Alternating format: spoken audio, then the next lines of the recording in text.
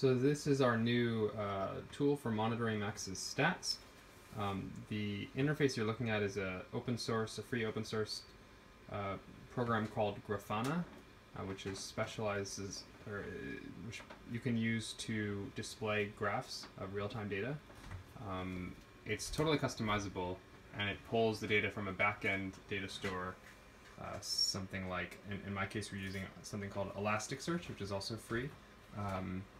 You can also use something called InfluxDB. The top bar graph that says SpO2, that is plotting the numbers for Max's pulse oximeter, the oxygen concentration in his blood. The middle bar says heart rate, that is plotting his heart rate. And the bottom says alarms. You'll notice it's always running at 1. It's blocked in sections of 5 minutes, and it's just kind of unique different alarm codes that occurred in that 5-minute span. So I haven't yet filtered out the 0 alarm code. You can see on the right there's a little table showing those alarm counts for the window of time displayed. What is the window of time displayed? Well, right now it's showing the last hour, and it's refreshing every 5 seconds. These numbers are an 8-second moving average, which is currently on a 50-second time shift. I would like it to match up to his pulse ox exactly, which is on just simply an 8-second time shift. You'll see it says 98.115 over here. It says 98.113, so it's a little behind, but we're not really using it for the up to the second numbers as much as the retrospective. So what's cool about Grafana is that it allows you to get different time windows. What happened? It just zoomed out to 6 hours. The reason it zoomed out is because I've set this, I've used a little Windows plugin to set a web page to the screensaver, so when the computer goes into screensaver mode, it brings up that interface. And then when I break the screensaver, it's back to my web browser, which happens to be set to a 6-hour window. But I can go to all sorts of windows, the last 24 hours, something happened here, some sort of DSAT, so I highlight it and zoom in on that particular portion. I guess it's this span of time. And then so what happened in there, I guess Max went down to just below 80.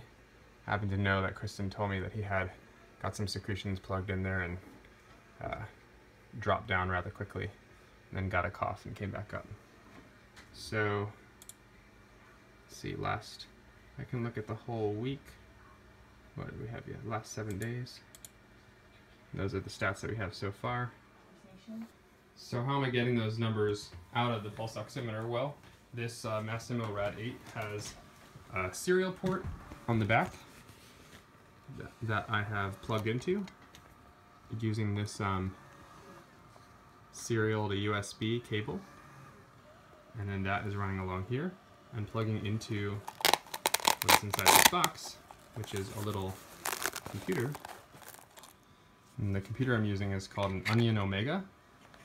It's kind of similar to Arduino or a Raspberry. What I liked about this one is that it comes Wi-Fi enabled right from the get-go, and it also has a sort of nice browser-based interface for control, although you can SSH directly into it the same as you would any other computer or similar microcontroller that's Wi-Fi enabled. So this allows me to, this computer has some code on it. It's got like a basic version of Linux as the operating system, and it has some very rudimentary scripts that I put on it that read the numbers off the serial port of the pulse ox and then broadcast them via our home Wi-Fi network to Max's main computer where they're being plotted. And then those graphs can be accessed from any web browser on any device in our Wi-Fi network. So we can pull them up on our iPad, iPhone, on my laptop. We have Max's eye gaze computer to set up to when it goes onto the screensaver to display Max's stats, so that if we're in the kitchen or in the dining room, we can just have that in the background. I envision this kind of data being useful for us to look for overall trends and sort of review things that have happened. Future projects include experimenting with having a wake-up alarm, so that when Max starts to, when his heart rate starts to go up when he's asleep, it'll give us a heads up that he's maybe waking up, and that's possible to do without even going in his room. We can get those cues without his nurse telling us.